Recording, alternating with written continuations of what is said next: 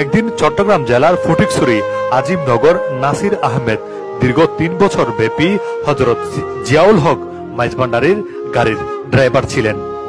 তিনি বললেন, বিভিন্ন সময় হক ভান্ডারের নির্দেশে তেল ছাড়া শত শত মাইল গাড়ি চালিয়েছিলেন। একবার পার্বত্য চট্টগ্রামের কাকড়াছড়ির ময়ূরকিলস্থ ওনার কৃষি খামারে যাচ্ছিলাম। মাইজভান্ডার দরবার শরীফ থেকে 7 মাইল দূরে বিবিরহাট পেরিয়ে তেল ফুরিয়ে যান। এ সময় ওনাকে তেলের কথা জানানো হলে তিনি বললেন, এমনি চালাও, তুমি গাড়ি চালিয়ে যাও।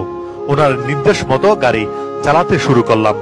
কিছু দূর গিয়ে একটি পানির কুয়া দেখতে পান। এই সময় তেল শূন্য জিপটাতে জিয়া বাবা বললেন, এখান থেকে গাড়ির ট্যাঙ্কে পানি ভরে নাও। ড্রাইভার তার কথা মতো নির্দেশ পালন করলেন। তিনি তেলের পরিবর্তে গাড়ির ট্যাঙ্কে পানি ভরে নিলেন। সেই পানিতেই গাড়ির মাইলের পর মাইল চলতে লাগলো।